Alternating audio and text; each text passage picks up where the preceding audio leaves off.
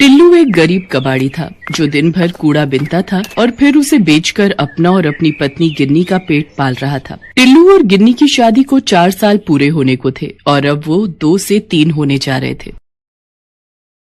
अरे अरे, ये क्या कर रही है गिन्नी? छोड़ इसे, ला मुझे दे, मैं कुएं से पानी लेकर आता हूँ। क्या क्या करोगे आप भी? पहले ही सारा दिन धूप में इधर उधर भटकते रहते हो और अब मेरी वजह से ये सब भी करोगे? तो क्या हुआ? और वैसे भी बच्चा तो हम दोनों का है ना, उसकी खातिर अगर थोड़ा बहुत ज्यादा काम कर भी लिया तो क्या फर्क पड़ता है? फर्क पड़ता है जी। अब मुझसे आपकी ये हालत और नहीं देखी जाती। मेरी मानो तो बच्चे के पैदा होने से पहले कहीं और रहने का इंतजाम कर लो। यहाँ बहुत परेशानी होती है, पानी लेने भी कितनी दूर जाना पड़ता है और तो और अपनी झोपड़ी के पास कितना घना जंगल है। दिन रात यही डर लगा रहता है कि कहीं कोई जंगली जानवर न धमक पड़े कभी।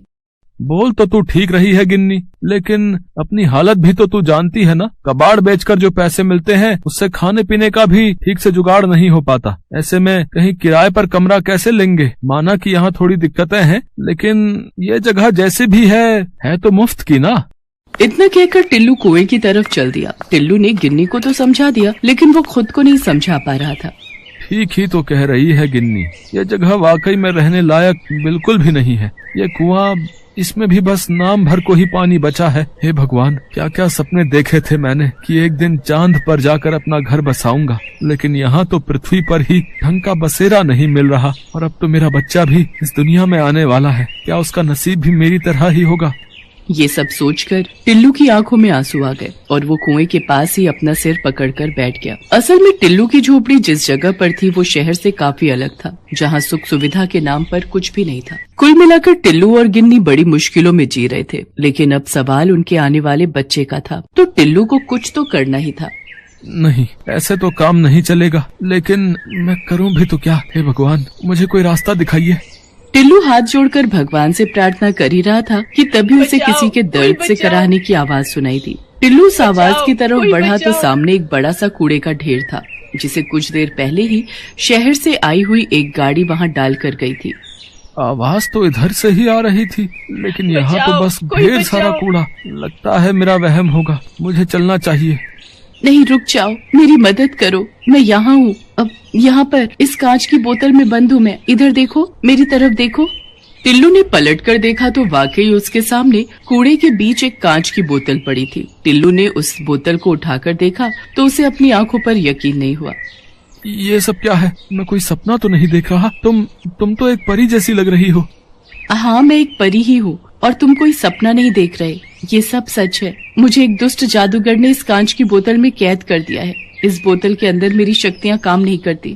तुम भले इंसान लगते हो, मेरी मदद कर दो, मुझे इस बोतल की कैद से आजाद कर दो। लेकिन मैं तुम्हें इस बोतल से बाहर कैसे निकालूं? क्या मैं इसे तोड़ दूं? नहीं नहीं, ऐसा मत करना। अगर इस बोतल को तोड़ दिया तो मैं जिंदा नहीं बचूंगी। मुझे इस बोतल से आजाद करने के लिए तुम्हें पहले उस जादूगर के जादू को तोड़ना होगा। लेकिन मैं ये कैसे करूँगा? बहुत आसान है, बस तुम्हें इस बोतल को अपने हाथों में लेकर जोर से रगड़ना होगा और फिर इसका ढक्कन खोल देना। ऐसा करते ही मैं खुद ब खुद इस बोतल से बाहर आ जाऊंगी। क्या बस इतना ही? तो लो, ये तो मैं अभी कर देता हूँ। टिल्लू ने ठीक वैसा ही किया जैसा उस परी ने कहा। उसने पहले कांच की बोतल को अपने हाथों से रगड़ा और फिर उसका ढक्कन खोल दिया और इसके साथ ही वो परी उस बोतल से बाहर आ गई। तुम्हारा बहुत बहुत शुक्रिया। तुम नहीं जानते तुमने मुझ पर कितना बड़ा एहसान किया है। नहीं नहीं, ये तो बहुत आसान था। ये काम तो कोई भी कर सकता था। नहीं, हर कोई नहीं कर सकता था। उस दुष्ट जादूगर का जादू बस वही इंसान तोड़ सकता था जिसका दिल साफ हो, जिसने कभी किसी का बुरा न किया हो और जो अपने परिवार से बहुत प्यार करता हो। तुमने मुझे उस बोतल से आजाद करके ये साबित कर दिया कि तुम एक बहुत अच्छे इंसान हो और इसके लिए तुम्हें इनाम तो मिलना ही चाहिए। मांगो, तुम जो मांगोगे मैं तुम्हें दूंगी। कुछ भी मतलब मेरा मतलब है कि तुम मेरी कोई भी इच्छा पूरी कर सकती हो। हाँ, एक बार बोल कर तो देखो। तो फिर ठीक है, मैं चाहता हूँ कि मैं अपनी पत्नी और बच्चे के साथ एक आलीशान घर में रहूं, जहाँ हमें किसी भी चीज की कमी ना हो। हर काम मेरे सोचते ही हो जाए, जो भी चाहूँ वो झट से मेरे सामने आ जाए। और हाँ, एक बात और, मेरा ये आलीशान घर यहाँ पृथ्वी पर नहीं बल्कि वहाँ दूर उस चांद पर होना चाहिए। टिल्लू बिना सांस लिए बस बोलता गया और परी उसे सुनती रही। क्या कहा? चांद पर? क्या तुम सच में चांद पर रहना चाहते हो? एक बार फिर सोच लो। इसमें सोचना क्या है? पर तुमने मेरी बात पूरी तो सुनी ना। मैं चाहता हूँ कि चांद पर जाकर मुझे कोई काम ना करना पड़े, ना पैसे कमाने का झंझट हो और ना ही मेरी पत्नी गिन्नी को घर का कोई काम करना पड़े, और मेरा बच्चा वो भी वहाँ चांद पर पूरे ठाठ से रहे। ठीक है, अगर तुम यही चाहते हो तो यही सही। इतना कहकर परी ने अपनी जादुई छड़ी हवा में घुमाई और इसके साथ ही टिल्लू और उसकी पत्नी सीधे चांद पर पहुंच गए। ये क्या हुआ? हे भगवान, ये मैं कहाँ आ गई? शुक्र है कि आप भी यहीं पर हो। पर आप तो पानी लेने गए थे ना, कहाँ है पानी का घड़ा? अरे कहाँ छोड़ा है उसे? अरे छोड़ उस मिट्टी के घड़े को गिन्नी, जरा अपने आसपास देख, तुझे ये जगह कुछ अलग नहीं लग रही? हाँ लग तो रही है। अरे इतनी जल्दी रात कैसे हो गई? और ये जमीन, ये इतनी क्यों चमक रही है? सुनो जी, मुझे तो बड़ा डर लग रहा है। आपको पता है, मैं तो भगवान का ध्यान कर रही थी। जब आँख खुली तो यहाँ पर आपके साथ खड़ी थी। आप बताओ ना, ये कौन सी जगह है? हम यहाँ पर आए कैसे? और ये सामने जो इतना बड़ा महल है, ये किसका है? टिल्लू गिन्नी को पूरी बात बताता है और फिर दोनों उस आलीशान महल के अंदर जाते हैं जो उनके ठीक सामने था। पूरे महल में उनके सिवाय और कोई भी वहाँ पर नहीं था, लेकिन टिल्लू और गिन्नी की जरूरत की हर चीज वहाँ पर थी। गिन्नी, अब सारी जिंदगी मौज में काटेंगे। अपना बच्चा भी एक राजकुमार की तरह पैदा होगा और यहीं पर बड़ा होगा। अब हमें ना तो कोई काम करने की जरूरत है और ना ही कोई चिंता करने की। हाँ, लेकिन यहाँ तो बस हम ही हैं और कोई भी नहीं। हम ऐसे कैसे जिएंगे जी? ओफो, तुम औरतों को समझना भी ना बड़ा मुश्किल है। अब बताओ, मेम साहब को चांद पर रहकर भी चैन नहीं है। बात वो नहीं है जी, जरा अपने बच्चे के बारे में भी तो सोचिए। क्या वो सारी जिंदगी सिर्फ हमें देखकर ही बड़ा होगा? यहाँ चांद पर हमारे अलावा कभी कोई रहने नहीं आएगा, तो आखिर हम कब तक इस ऐशो आराम के साथ खुश रह पाएंगे यहाँ? मुझे आराम चाहिए था, लेकिन इतना नहीं कि जीवन का रस ही खत्म हो जाए। लेकिन वहाँ पृथ्वी पर कितनी मुश्किलें हैं, तुझे याद है ना? मुझे सब याद है जी, और मैं ये भी जानती हूँ कि आज नहीं तो कल आप अपनी मेहनत से उन सारी मुसीबतों का हल ढूंढ ही लोगे और हमारा बच्चा भी हमेशा खुश रहेगा वहाँ अपनी दुनिया में। लेकिन गिन्नी, अब हम चाहकर भी इस चांद को और यहाँ बने अपने इस घर को छोड़कर वापस नहीं जा सकते। उस परी से मैं बस एक ही इच्छा मांग सकता था जो मैं मांग चुका हूँ, और अब वो परी कहाँ है मैं तो ये भी नहीं जानता। इतना कहकर टिल्लू उदास हो जाता है, लेकिन तभी वहाँ एक तेज रोशनी होती है जिसके बीचों बीच वही परी खड़ी थी जिसके जादू से टिल्लू और गिन्नी चांद पर पहुँचे थे। परेशान मत हो टिल्लू, मैं तो पहले ही जानती थी कि तुम्हें चांद की ये दुनिया राज नहीं आएगी, लेकिन तुम्हारी इच्छा को तो मुझे पूरा करना ही था। गिन्नी ने बिल्कुल सही कहा, तुम और तुम्हारा परिवार वहाँ अपनी दुनिया में ही खुश रह सकोगे। तो बोलो, अब तुम क्या चाहते हो? चांद पर बना ये आलीशान महल या पृथ्वी पर बनी वही पुरानी झोपड़ी? टिल्लू और गिन्नी ने एक दूसरे की तरफ देखा और फिर फौरन पृथ्वी की तरफ इशारा कर दिया। उनके ऐसा करते ही परी ने अपनी जादुई छड़ी घुमाई और उसके साथ ही टिल्लू और गिन्नी वापस पृथ्वी पर पहुंच गए। लेकिन इस बार काफी कुछ अलग था। टिल्लू की टूटी फूटी झोपड़ी की जगह पर एक छोटा लेकिन पक्का मकान था। पास में ही एक खेत था जिस पर हरी भरी फसल लहरा रही थी। साथ ही साफ पानी से भरा हुआ एक कुआं भी था जो टिल्लू के घर के बिल्कुल नजदीक था। टिल्लू के लिए ये सब उस परी ने ही किया था और ये बात टिल्लू और गिन्नी भी समझ चुके थे। दोनों ये सब पाकर बहुत खुश थे क्योंकि आखिरकार उन्हें अपना सपनों का घर जो मिल गया था। इंद्रपुरा नाम के एक राज्य में भानु नाम का एक लड़का रहता है। वो 20 साल का है। उसका इस दुनिया में कोई नहीं है। वो लोगों के घर के बाहर से कूड़ा उठाता है और इसके लिए लोग उसे कुछ पैसे दे देते हैं। उसी से उसका गुजारा चलता है। वो दुर्गा माँ का भक्त है। वो हर रोज दुर्गा माँ के मंदिर में जाता है और ऐसे ही पुजारी जी से उसकी खास दोस्ती हो गई है। आओ भानु, मैं तुम्हारा ही इंतजार कर रहा था। ये लीजिए पुजारी जी, मैं दुर्गा माँ की पूजा के लिए फल लाया हूँ। भानु हर रोज फल लेकर जाता है और उसके बाद ही मंदिर में दुर्गा माँ की पूजा होती है। इंद्रपुरा राज्य के राजा का नाम इंद्र प्रताप है और उनकी इकलौती बेटी का नाम है इंदुमती। इंदुमती बहुत ही सुंदर है, इसीलिए राजा इंद्र प्रताप ने उसे महल से बाहर निकलने के लिए मना कर दिया है। इंदुमती अपने कमरे में बैठकर बाहर की तरफ देखती है और सोचती है कि ये दुनिया कितनी सुंदर है। पिताजी तो मुझे बाहर निकलने ही नहीं देते। काश मैं बाहर जा पाती। एक दिन राजकुमारी इंदुमती ने एक कागज पर कुछ लिखा और बाहर फेंक दिया। वो कागज उड़कर कचरे के ढेर में जाकर गिरा और भानु ने उसे देख लिया। वो उस कागज को उठाकर पढ़ने लगा। मैं राजकुमारी इंदुमती, इस महल में मेरा कोई दोस्त नहीं है। अगर कोई मेरा दोस्त बनना चाहता है तो रात को मेरे घर के बाहर आकर मुझसे मिले। मैं उसे एक सोने का हार दूंगी। रात को भानु महल के बाहर चला गया, लेकिन इंदुमती का कमरा दूसरी मंजिल पर है। भानु ने एक रस्सी फेंकी और उसके सहारे दीवार चढ़कर इंदुमती के कमरे के बाहर चला गया। राजकुमारी, मैं आ गया हूँ। इंदुमती बहुत खुश हुई। आखिरकार उसे कोई बात करने वाला मिला। वो दोनों पूरी रात बात करते रहे। फिर इंदुमती ने जब भानु को सोने का हार देने की कोशिश की, तब भानु ने कहा, नहीं राजकुमारी, मुझे पैसे और सोने का कोई लालच नहीं है। मुझे तो बस आपसे बातें करनी थी। आप मुझे बहुत पसंद हो राजकुमारी। ये बोलकर भानु चला गया। राजकुमारी इंदुमती को भानु से प्यार हो गया। इसके बाद से वो दोनों हर रोज रात को मिलने लगे, बातें करने लगे। भानु हमेशा उदास उदास रहने लगा। ये देखकर पुजारी जी ने कहा, क्या बात है भानु, आजकल बड़े उदास रहते हो? तब भानु ने पुजारी जी को अपने और राजकुमारी इंदुमती के बारे में सब बताया। पुजारी जी डर गए और उन्होंने कहा, ये क्या कर दिया तुमने? महाराज को पता चलेगा तो वो तुम्हें मार डालेंगे बेटा। नहीं पुजारी जी, आप चिंता मत कीजिए, महाराज को पता नहीं चलेगा। लेकिन भानु को क्या पता था कि उसके भाग्य में क्या लिखा है। भानु के पास सिर्फ कुछ जमीन है।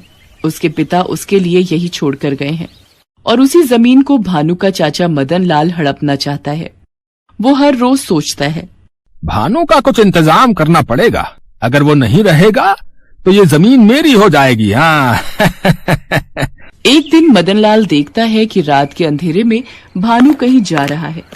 मदन लाल भानु का पीछा करता है और उसे राजकुमारी से मिलते हुए देख लेता है। अरे बाप रे, इस भानु के बच्चे ने तो बहुत बड़ा हाथ मारा है। अब इस संदेश को तो महाराज के कानों तक पहुंचाना ही पड़ेगा। अगले ही दिन मदन लाल इंद्र प्रताप के पास जाता है और सब कुछ बता देता है। सब कुछ सुनकर इंद्र प्रताप गुस्से से आग बबूला हो जाते हैं। क्या एक कूड़ा उठाने वाले ने मेरी बेटी को फंसाया है? उसकी इतनी हिम्मत, मैं उसे काट के मगरमच्छों को खिला दूंगा। हाँ महाराज, ये ठीक रहेगा। वो भानु औकात से बाहर चला गया है, उसे तो मजा चखाना ही पड़ेगा। मदन लाल बहुत खुश हो जाता है। उसकी आंखों में साफ साफ लालच चमकने लगता है। रात को रोज की तरह भानु राजकुमारी से मिलने के लिए महल के पास जाता है। इंदुमती उसी का इंतजार कर रही थी, मगर जैसे ही भानु ने ऊपर चढ़ने के लिए रस्सी फेंकी, सिपाही ने उसे पकड़ लिया। छोड़ दो मुझे, छोड़ दो। अब तुझे हम महाराज के पास लेके जाएंगे, चल। ऊपर से राजकुमारी इंदुमती ये सब देखकर रो पड़ती है। अरे ये क्या, अब क्या होगा? भानु, मेरे भानु के साथ ये लोग क्या करेंगे? भानु को इंद्र प्रताप के पास ले जाया गया। इंद्र प्रताप ने कहा, इसे बांध के रखो, कल सबके सामने इसे हम मगरमच्छों को खिलाएंगे, वो भी जिंदा। भानु को मगरमच्छों के तालाब के पास बांध दिया गया। सारे मगरमच्छ भानु को निगल जाने का इंतजार करते रहे। इधर इंदुमती ने महाराज के पास जाकर रोते हुए कहा, पिताजी, भानु को छोड़ दीजिए पिताजी, हम दोनों एक दूसरे से प्यार करते हैं। इस बात से इंद्र प्रताप गुस्सा हो गए और इंदुमती को कमरे में बंद कर दिया।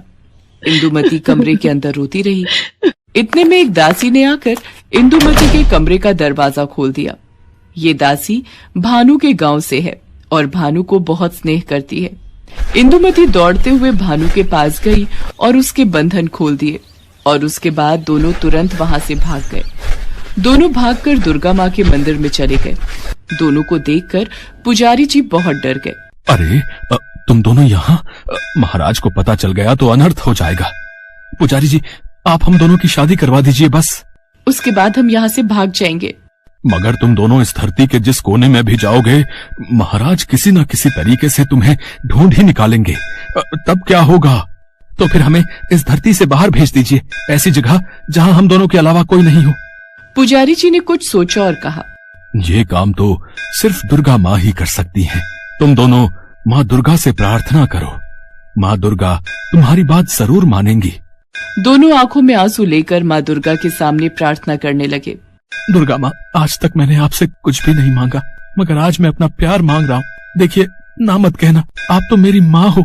दुर्गा माँ, अगर मेरे पिताजी को खबर लग गई कि हम यहाँ हैं, तो वो हम दोनों को मार डालेंगे। आप हमें कहीं और भेज दीजिए माँ, हमें कहीं और भेज दीजिए। दोनों का रोना धोना देखकर दुर्गा माँ और नहीं रह पाई। उन्होंने मूर्ति से बाहर निकलकर कहा, मुझे पता है कि तुम दोनों एक दूसरे से प्यार करते हो। तुम्हारा प्यार पवित्र है, इसीलिए मैं तुम दोनों को चांद पर भेज रही हूँ। जाओ, वहाँ आराम से जिंदगी बिताओ। दुर्गा माँ ने अपने हाथों से एक चमत्कारी रोशनी निकाली और उन दोनों के सामने एक चंद्रयान प्रकट हो गया। वो दोनों उस चंद्रयान की मदद से चांद पर पहुंच गए। चांद की मिट्टी पर पैर रखते ही भानुमति ने इंदुमती की मांग में सिंदूर भर दिया। इंदुमती ने भानु के पैर छूकर उसे पति के रूप में स्वीकार कर लिया। इसके बाद दोनों चांद पर एक छोटा सा घर बनाकर रहने लगे। उधर महाराज इंद्रप्रताप को जब पता चला कि दोनों भाग गए हैं और दोनों को भगाने में मंदिर के पुजारी जी का हाथ है, तब वो बहुत गुस्सा हो गए और मंदिर पहुंच गए। दुष्ट पुजारी, मैं तुझे नहीं छोड़ूंगा। ये बोलकर महाराज ने पुजारी जी को बहुत मारा। मुझे मत मारिए महाराज। मगर इंद्रप्रताप रुकने वालों में से नहीं है। उन्होंने पुजारी जी को बंदी बना लिया। ये देखकर दुर्गा माँ गुस्सा हो गई और स्वर्गलोक में बैठे हुए उन्होंने कहा, दुष्ट राजा, तुझे तेरे कर्मों की सजा मिलकर रहेगी। अगले ही दिन इंद्रपुरा के दुश्मन राज्य भवानीगढ़ के राजा भवानी सिंह ने अपनी सेना के साथ इंद्रपुरा पर हमला बोल दिया। इंद्रप्रताप ये लड़ाई हार गए और भवानी सिंह ने उन्हें उन्हीं के कमरे में बंदी बनाकर रखा। इसके बाद बरसों बीत गए, मगर इंद्रप्रताप वो हार सह नहीं पाए। उनकी तबीयत बिगड़ने लगी। वो अपने मन में कहते हैं, आज मेरा कोई वारिस नहीं है, नहीं तो ऐसी हालत नहीं होती मेरी। तभी वहाँ पर पुजारी जी प्रकट हुए। इंद्रप्रताप चौंक गए। चिंता मत कीजिए महाराज, मेरे ऊपर दुर्गा माँ का आशीर्वाद है। मैं कभी भी कहीं भी जा सकता हूँ। मैं बस ये कहने आया हूँ कि आपका वारिस है, आपका दामाद। वो चांद पर है। सिर्फ वही इस अत्याचारी राजा के हाथ से इस राज्य को मुक्त कर सकता है। ये सुनकर इंद्रप्रताप रोने लगे। पुजारी जी, मैंने उन लोगों के साथ बहुत बुरा किया। मैं उन दोनों को वापस लेकर आना चाहता हूँ। तभी पुजारी जी ने दुर्गा माँ का नाम लिया और तभी एक चंद्रयान प्रकट हो गया और वो दोनों उसमें चढ़ गए। उधर चांद पर भानु और इंदुमती बहुत खुश हैं। उन दोनों को एक बेटा भी हुआ है। इंदुमती और भानु अपने बेटे के साथ खेल रहे हैं। इतने में वो दोनों उस चंद्रयान की मदद से चांद पर पहुंच गए और उसमें से पुजारी जी और इंद्रप्रताप बाहर आते हैं। अपने पिता को देखकर इंदुमती डर जाती है। डरो मत बेटी, मुझे अपनी गलतियों का एहसास हो गया है। बेटा भानु, तुम मुझे माफ कर दो। तुम ही मेरे दामाद हो और इंद्रप्रताप राज्य के वारिस। इसके बाद इंद्रप्रताप ने सब कुछ खुलकर बताया और चंद्रयान में बैठकर पांचों धरती पर पहुंच गए। धरती पर पहुंचते ही भानु ने एक परिकल्पना बनाई और रात को अत्याचारी राजा भवानी सिंह को उसके कमरे में घुसकर मार डाला। इसी तरह भानु ने इंद्रपुरा राज्य को अत्याचारी राजा के कैद से मुक्त कर दिया। महाराज इंद्रप्रताप ने भानु को नया राजा बना दिया और राज्य का नाम इंद्रपुरा से बदलकर भानुनगर रखा गया। भानु ने सबसे पहले अपने चाचा को बंदी बनाया और फिर दुर्गा माँ का एक बड़ा सा मंदिर बनाया। वहाँ पुजारी जी पूजा पाठ करने लगे। राज्य के लोग भानु से बहुत प्यार करने लगे और इसी तरह सभी खुशी से रहने लगे। Thanks for watching.